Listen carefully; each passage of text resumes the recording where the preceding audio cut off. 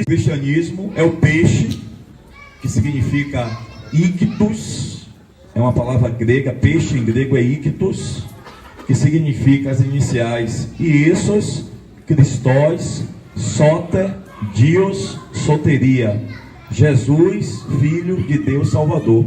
Era uma forma de se comunicar na época da igreja primitiva, não tinha asfalto, era terra.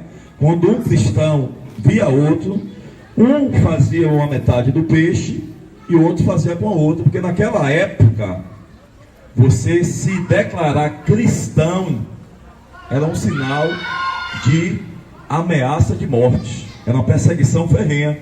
Mas eu não queria falar do peixe, eu queria falar do símbolo mais poderoso do cristianismo, que se chama a cruz de Cristo Jesus.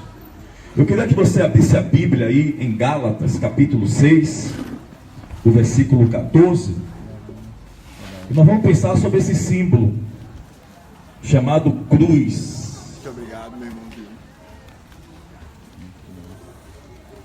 Carta aos Gálatas, capítulo 6, o versículo de número 14. Essa carta aí é uma carta do apóstolo Paulo, endereçada a uma cidade chamada Galácia, uma das primeiras cartas dele, é um clássico paulino. E no capítulo 6, o verso 14, Paulo vai dizer assim: longe de mim esteja gloriar-me, a não ser na cruz de Cristo Jesus, na qual eu já estou crucificado para o mundo e o mundo para mim. Então o mundo está crucificado e eu para o mundo. Aí eu quero pensar com você, qual é o significado, irmãos, da cruz para a minha vida e para a sua vida. Nós sabemos, irmãos, que nós como brasileiros, baianos, temos muito essa questão hereditária dos escravos, dos índios, do misticismo, da questão mística que está no nosso sangue. Então, por exemplo, existem pessoas que vão tomar o banho na praia e ela vai e faz o sinal da cruz, como eu estou me protegendo, não é assim? Tem pessoas que passam por um certo templo e aí ele vai e faz o sinal da cruz também. Uma pessoa está lá meia-noite, passa o gato preto, né? Que diz que é. Aí a pessoa aí faz o sinal da cruz. Mas o que é que a Bíblia diz, irmãos, sobre a cruz, para a minha vida e sobre a sua vida? Nós que seguimos a esse Jesus que um dia foi crucificado e foi ressurreto ao terceiro dia e está vivo pelos séculos dos séculos. Primeira coisa que eu queria trabalhar com vocês é que a cruz, para o mundo, ela é loucura. O apóstolo Paulo, quando escreve a primeira carta aos Coríntios, capítulo 1, o verso de número 19, diz assim: porque a palavra da cruz é loucura para os que perecem, para aqueles que estão fora da presença, mas para mim, para você, a Bíblia diz que a cruz é o poder de Deus. Então a primeira coisa, irmãos, para as pessoas que estão fora, a cruz é loucura. Como é que pode? A cruz de Cristo Jesus é algo louco, é algo que não tem sentido. Mas para mim, para você, foi na cruz que a minha vitória e a sua vitória foi alcançada. Você pode dar um aplauso ao Senhor? A Bíblia diz, irmãos, lá em 1 Coríntios 1, 23, Paulo diz: porque nós pregamos Cristo crucificado, que é loucura para os judeus e escândalos para os gregos. Por que isso, irmãos? Porque na visão dos judeus era impossível um Deus ir para a cruz. Na leitura dele não poderia acontecer isso. E na leitura dos gregos, que viviam uma cultura politeísta, de Zeus, de Ateis, de Poseidon, também era loucura um Deus da mitologia grega ir para a cruz. Mas essa cruz, irmãos, na minha vida e na sua vida, ela representa que foi naquela cruz que nós obtivemos a nossa vitória. E não existe cristianismo, evangelho sem cruz. No capítulo 9 de Lucas, verso 23, o evangelista Lucas vai dizer assim: ó, se alguém, ele está colocando Uma oração subordinada, condicional. Ele coloca uma condição: se alguém quiser vir após mim, vai ter que fazer duas coisas. Primeiro, vai ter que negar a si mesmo. Ou seja, não existe cristianismo sem renúncia. Não existe cristianismo sem você negar a sua vontade para agradar a Ele. E segundo, ele diz que quem quiser seguir a Ele vai ter que carregar a cada dia a sua cruz e me seguir. Aí ele vai dizer: porque aquele que quiser salvar a sua vida aqui, ele vai perder lá na frente. Mas aquele que por amor dele perder a vida aqui, como Paulo falou, longe de mim esteja gloriar-me, a não ser na cruz, no qual eu já estou crucificado para o mundo e o mundo para mim. O que é que isso quer dizer, irmãos? Que para seguir a Jesus, para seguir ao Evangelho, ao Cristo de Nazaré, tem que ter uma renúncia. Porque a minha natureza, a sua natureza, uma natureza que a Bíblia diz que é atâmica, uma natureza carnal, que todos nós herdamos lá de Adão no Éden, ela sempre vai se inclinar para as coisas ruins. É uma renúncia, você vai ter que abrir mão. A sua carne quer aquilo que não agrada a Deus, aí você vai ter que renunciar à sua vontade para agradar ao Deus Todo-Poderoso. Aí ele vai falar: se você quiser salvar a sua vida agora, você se prepara que você vai perder lá na frente.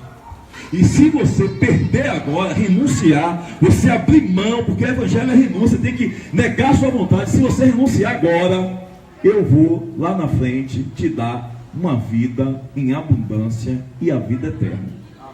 Certa vez, irmãos, Jesus chegou para um homem, a Bíblia chama de jovem rico, e ele se depara com esse homem, e a Bíblia diz que Jesus olha para ele e amou. E aquele homem disse: Senhor, o que é que eu tenho que fazer para herdar a vida eterna? Aí Jesus olhou para ele, a Bíblia diz que Jesus olha para ele, ama e diz assim: cumpre os mandamentos. E ele disse assim: quais? Quais são os mandamentos? Aí Jesus vai lá para o Decálogo, Êxodo 20: honra teu pai e tua mãe, não roubarás, não matarás, não dá falso testemunho. Diz: sou judeu, isso aí eu tenho cumprido desde a minha mocidade. Isso é fácil, isso eu tiro de letra. Mas Jesus olhou para o coração daquele rapaz e percebeu que tinha algo que estava no lugar de Deus, que no caso dele era a riqueza. A riqueza para ele era maior do que Deus. Aí Jesus disse para ele: ó, você precisa vender tudo que você tem e dar aos pobres, e você vai ter um tesouro no céu. A Bíblia diz que aquele homem, ele ouviu aquela palavra e disse: não tem como negar isso aqui. Isso aqui é muito importante para mim. Isso aqui é mais importante do que a tua presença. Então, o cristianismo, irmãos, ele está baseado, ele está pautado. Não é o cristianismo que estão pegando aí de engano, de mentira, de falcatrua, não. É o cristianismo da Bíblia. Para seguir a Jesus, tem que negar a si mesmo e tem que carregar a cruz todo dia. Se você é essa pessoa, dê um aplauso a ele. Não é fácil não, posso ser. Aí Paulo vai falar lá em Gálatas 2:20: eu já estou crucificado com Cristo e vivo, não mais eu, mas Cristo vive. A vida que vivo agora, vivo na fé do Filho de Deus. Então, o cristianismo, irmãos, a cruz de Cristo, ela representa para mim a vitória. Mas existe um caminho, existe uma rota, existe uma decisão, queridos, que é uma decisão pessoal. É uma decisão que eu não vou poder tomar no lugar de André, de Jailda, de Lucas, de Benjamin. É uma decisão que é você e Deus, é pessoal. E Jesus falou, irmãos, que existem dois caminhos. Existe o caminho da renúncia, o caminho da cruz, o caminho da crucificação, que ele chama de porta estreita, que conduz à salvação. Mas existe outro caminho, que é o caminho de você fazer a sua vontade, de você fazer o que você quer, mas ele chama da porta larga, e muitos passam por ela. Mas ele vai falar que esse caminho é o caminho da perdição. Esse Jesus da Bíblia, irmãos, quando ele foi para a cruz, a Bíblia diz que a última palavra dele foi: está consumado. Diga: está consumado. Isso no grego é a expressão grega tetelestai. Diga: tetelestai. que é que significa isso, irmãos? Quer dizer que Jesus pagou a pena nossa. Uma dívida que Adão fez lá no Éden, de ter comido o fruto do conhecimento do bem e do mal, juntamente com Eva. Jesus falou assim, ó, eu estou pagando a dívida. Não estou pagando com ouro, não estou pagando com prata, não estou pagando com diamante, com euro, com esmeralda. Eu estou pagando com meu sangue precioso. E portanto agora, nenhuma condenação há mais para aqueles que estão em Cristo Jesus. Quer ter vitória? Quer ter bênção? Quer ter milagre na sua vida? Não tem outro caminho a não ser pelo intermédio da cruz. Não tem atalho, irmãos. Porque quando Jesus morreu, a Bíblia diz que lá no templo de Salomão, o templo que foi reformado por Herodes o Grande, tinha o átrio exterior onde fazia o sacrifício, tinha um lugar santo, onde tinha a bacia de cobre, a mesa da preposição, e tinha um véu. E nesse véu, irmão, separava o lugar santíssimo, o santo dos santos, onde estava a arca de Deus. E a Bíblia diz, irmãos, quando Jesus morreu, o véu se rasgou de alto a baixo. Não foi de baixo a alto, como o homem tivesse rasgado. Foi o próprio Deus, irmãos, que rasgou o véu de alto a baixo. Isso quer dizer que através da cruz, eu e você, nós temos livre acesso ao Santo dos Santos, ao lugar santíssimo, pelo intermédio de Cristo Jesus. Então que nessa noite, irmãos, nós possamos refletir que não existe cristianismo sem cruz. Não existe cristianismo sem renúncia. Não existe cristianismo sem abrir mão de coisas que eu quero fazer e não agrada a Ele, e eu ter que abrir mão por causa da cruz de Cristo Jesus. Porque esse caminho, irmãos, da cruz é o caminho da vitória, é o caminho do milagre, é o caminho da ressurreição, é o caminho que os céus sempre vão estar abertos sobre a minha vida e sobre a sua vida. Então que nós reflitamos nessa palavra e que a gente não venha se gloriar por nada, como disse Paulo. Longe de mim esteja a me gloriar nos meus títulos, no meu dinheiro, nos meus bens, na minha unção, mas eu vou me gloriar na cruz de Cristo Jesus, na qual eu já estou crucificado para o mundo e o mundo para mim. Quando Paulo fala isso, irmãos, não é uma alienação. Agora eu vou seguir a cruz, agora eu vou ser cristão, agora eu vou ser evangélico e eu não vou poder mais. Não é isso não. Você vai poder se divertir, você vai poder ir na praia, você vai poder jogar bola, você vai poder fazer exercício, você vai poder nadar, você vai poder tomar cerveja, você vai poder namorar. Agora, claro, todas as coisas são lícitas, mas nem tudo nos convém.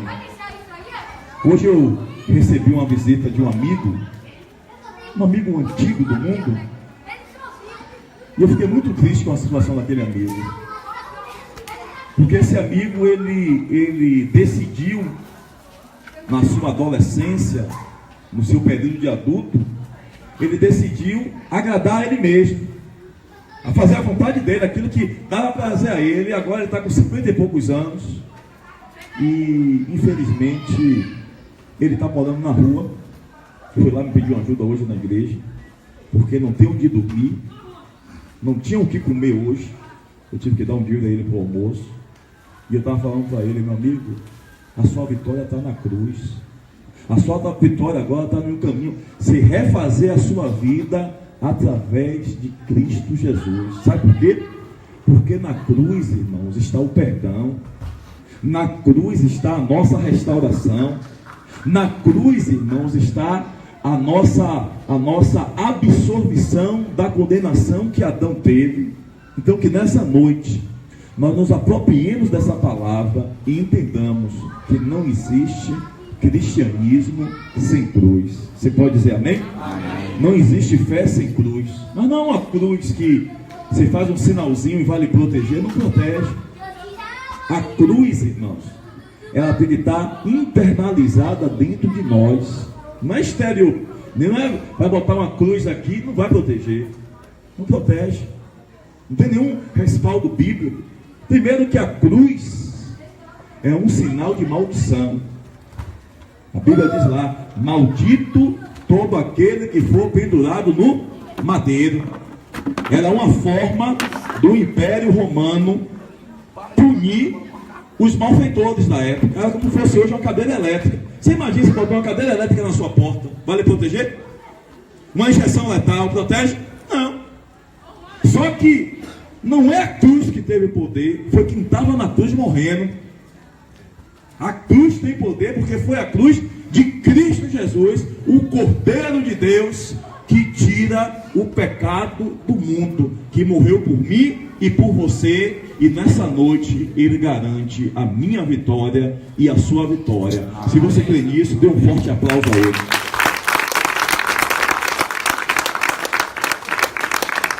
Então, irmão, persevere no caminho da cruz. Você que quem sabe está me ouvindo e ainda não aceitou Jesus, aceite Ele. Não é religião, não é o pastor, não é a igreja, é Jesus, o carpinteiro da Galileia, olhos como chama de fogo, cabelo branco como a neve, pés mais reluzentes do que o olho refinado, cinto de ouro, da sua boca sai uma espada afiada como o som de muitas águas. Ele é o caminho, a verdade e a vida. Ele é a ressurreição e a vida. É o pão vivo que desceu do céu. É o Emanuel. É o Todo-Poderoso. E Ele está no nosso meio. Amém. Então Ele diz para mim e para você essa noite: longe de mim, longe de nós, nos gloriarmos, a não ser na cruz de Cristo Jesus, na qual nós já estamos crucificados, já estamos mortos para o mundo e o mundo para nós.